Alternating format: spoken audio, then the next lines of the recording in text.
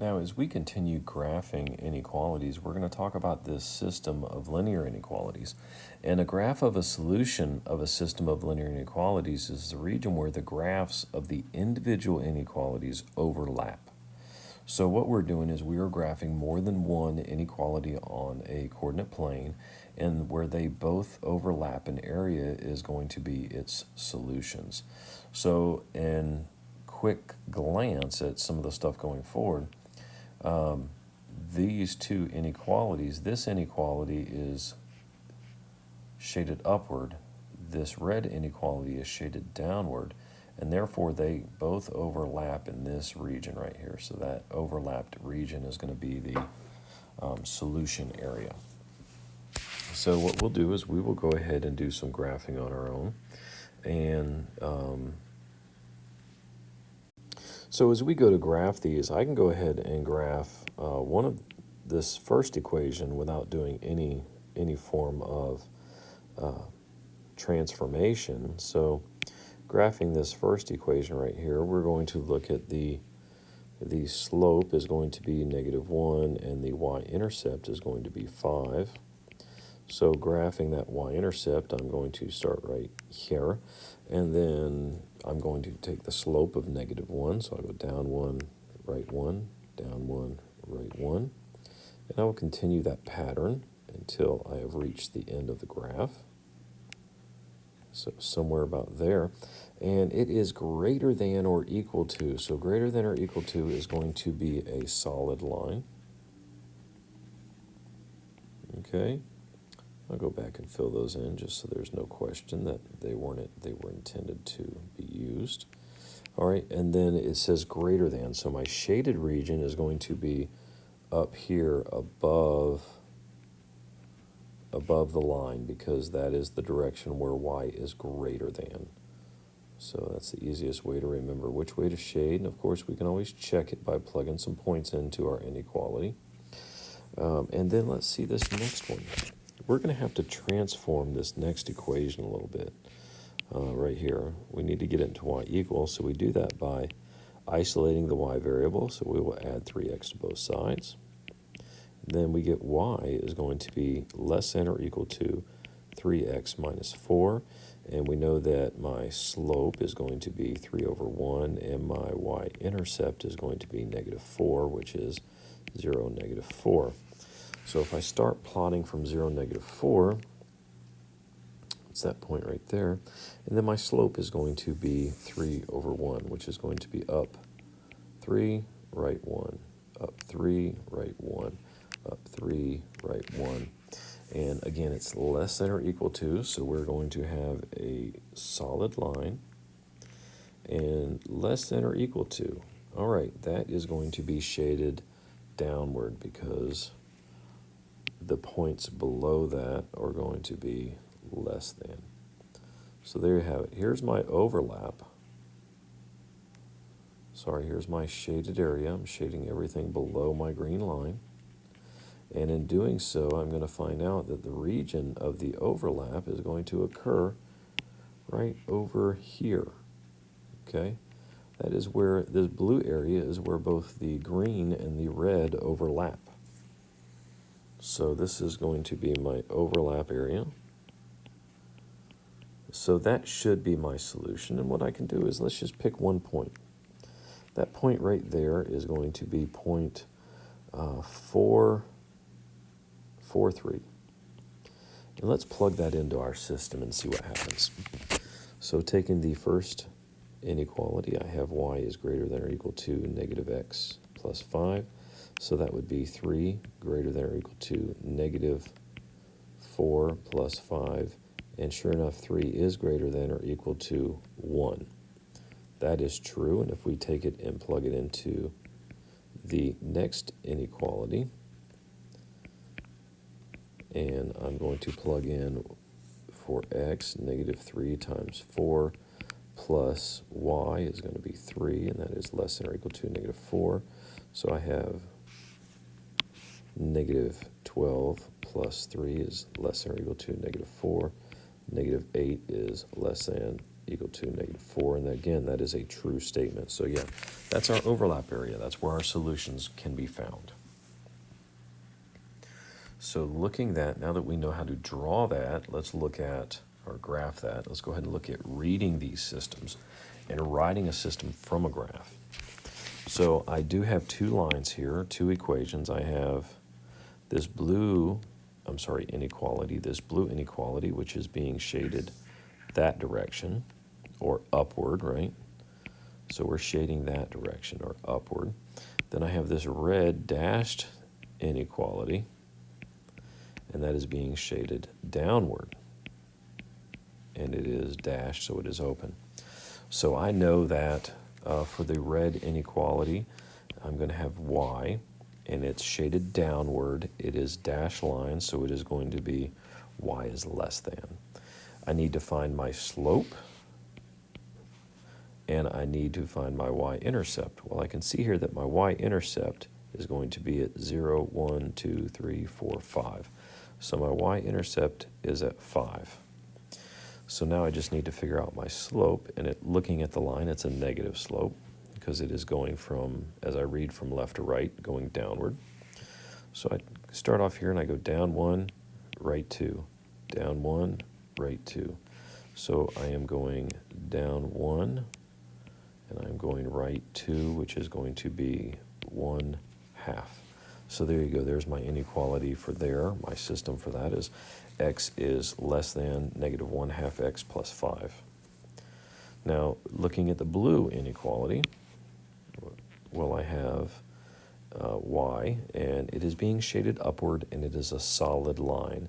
So that should be greater than or equal to, because since it's solid, the points along the line are included.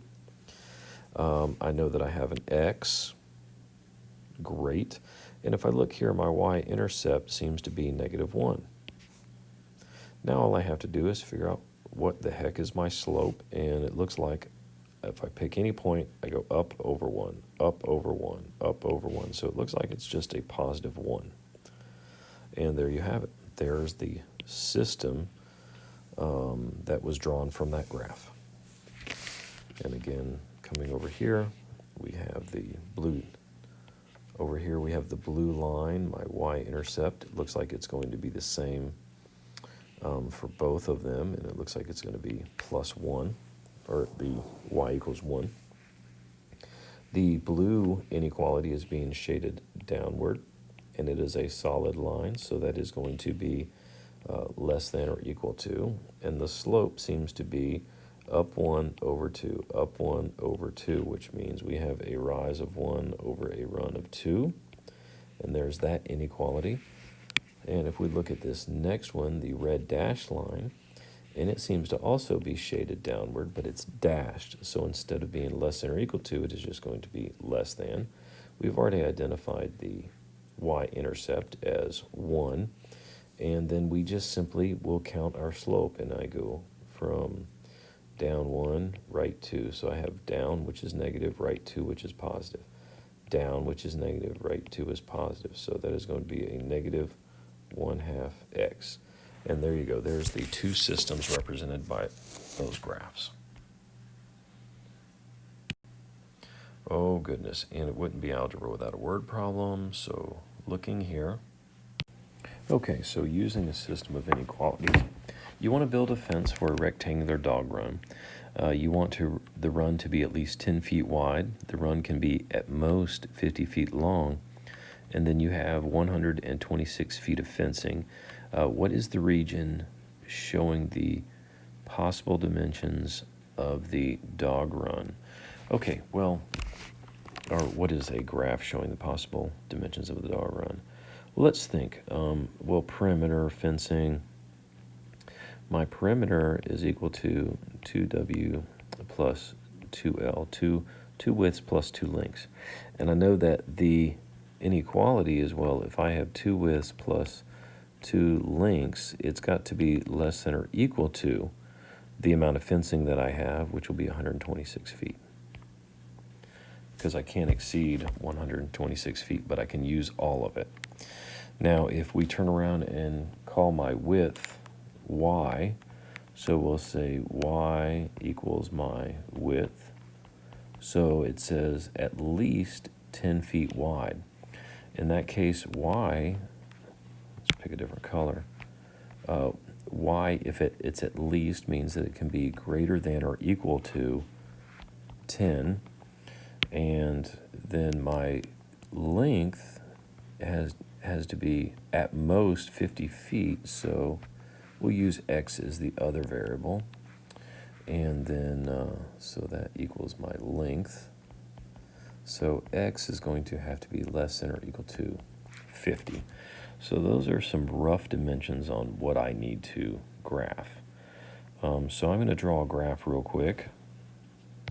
Okay, so as I'm looking at what are my maximum possibilities, what the best thing for me to do is go ahead and do my extremes. So if I go ahead and graph my my y-intercept, which is going to be when x is equal to 0. So let's rewrite this. We said that this would be 2y plus 2x is less than or equal to 126. So when x is 0, I'd have 2y plus 2 times 0 is less than or equal to 126. That's 2y is less than or equal to 126. Divide both sides by the coefficient, and then y is going to be less than or equal to 63 feet. Okay, and then if we do the same, I will tell you that it should be the same number. However, let's see here, x-intercept is going to be when y is equal to 0. So we have 2 times 0 plus 2 times x is less than or equal to 126. 2x is less than or equal to 126. Divide both sides by 2. Therefore, x is going to be less than or equal to 63. So graphing those on my on my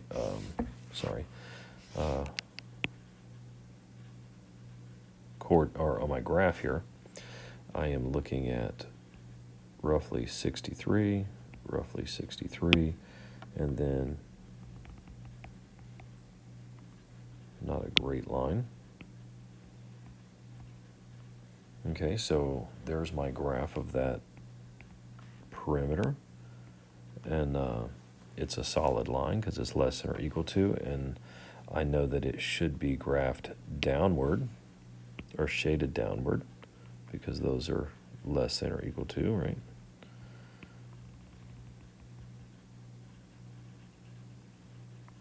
Okay, and then in doing this, and then y is going to be greater than or equal to 10, so, oops, wrong one.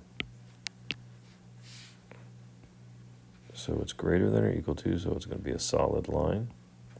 And then that is going to be greater than, so that should be shaded upward.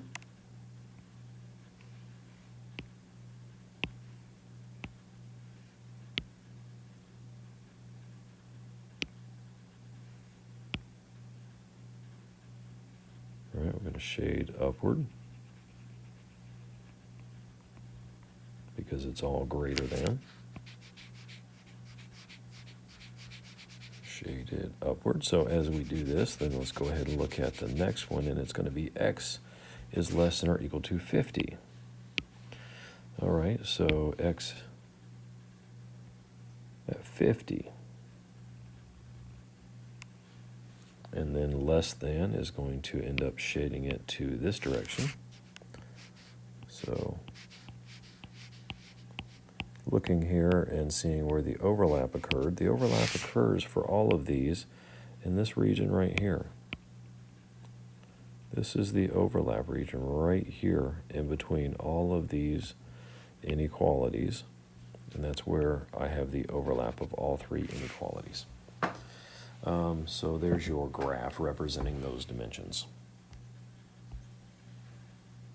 And then last but not least, we're planning you are planning what to do after school, and you spend at most 6 hours daily playing basketball and doing homework. You want to spend less than 2 hours of 2 hours playing basketball, and you must spend at least 1.5 hours on homework. what is the graph showing what you can spend? Okay, let's do some basics here. Okay, so if x equals playing basketball, hours playing basketball, and y equals hours doing homework, we know that we want to spend at most 6 hours daily. So my x plus my y has got to be less than or equal to 6 hours.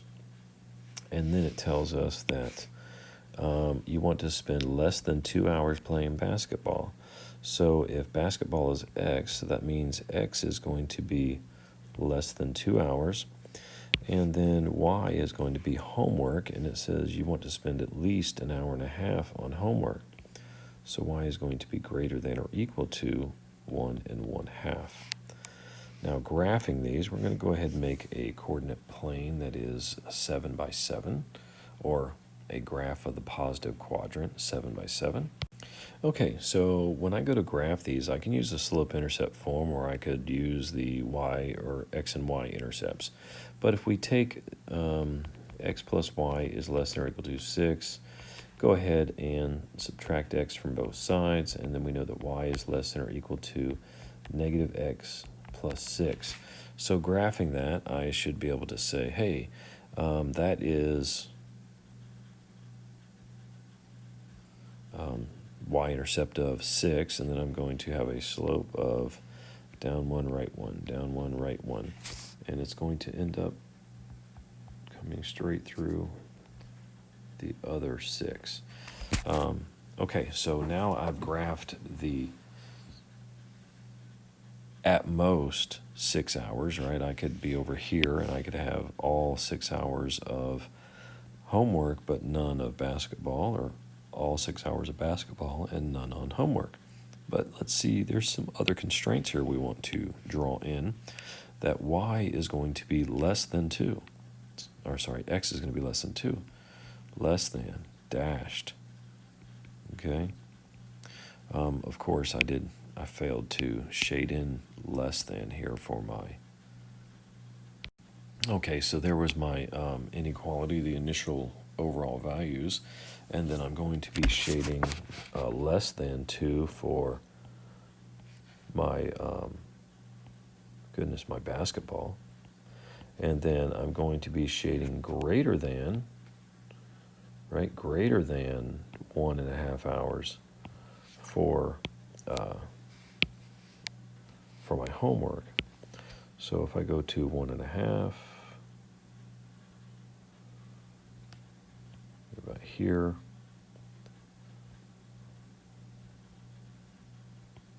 there we go. And then it says greater than, so I'm going to be shading upward this direction.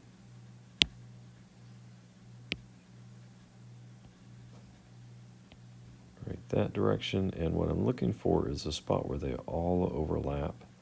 And it seems to me that they all overlap right here in this trapezoidal area.